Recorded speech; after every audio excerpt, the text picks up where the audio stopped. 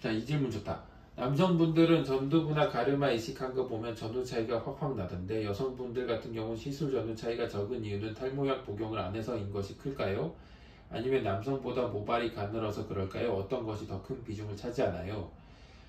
제 생각에는 탈모약 복용을 안 해서 그런 게 더 큰 것 같아요. 이거는 어떤 얘기냐면 어, 탈모약 때문에 머리카락이 굵어졌다 이런 게 아니고 남성분들은 수술로 인해서 플러스 알파 되는 경우들이 많아요. 그러니까 탈모약을 여전히 계속 드시고 있는 분들 대상으로 수술을 주로 하는데 수술을 주로 하신다고 하더라도 계속 탈모약이 있으니까 기존 모발들이 빠지는 확률이 점점 줄어든단 말이에요. 근데 여성분들은 조금만 이벤트가 생기면 원래 모발들이 계속 빠질 수 있어요. 그래서 그런 바이아스가 되게 크기 때문에 의외로 수술하고 나서 적절한 시점에 되게 좋았다가 다시 쭉 좀 떨어지고 이런 경우들이 항상 있을 수 있습니다. 그래서 여성분들 수술할 때는 잘 고민해 봐야 돼요. 진짜 빈틈이 어느 정도 있는지 뒷머리가 어느 정도 있는지 이렇게 보는 게 좋고요.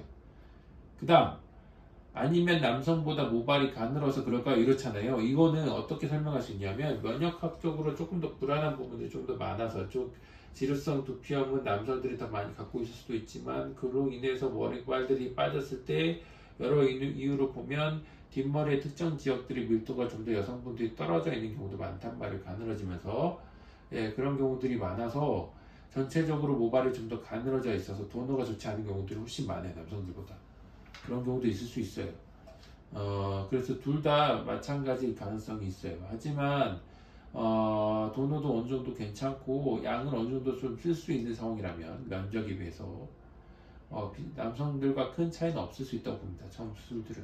근데 시간이 지나면서 좀 더 잃어버릴 가능성들이 즉 보존 치료를 잘 될 수 있는 가능성들이 여성분들을 좀 더 주는 거예요. 그래서 전체적인 양을 계획할 때도 면적들에 비해서 좀 더 적게 계획하는 게 일상입니다.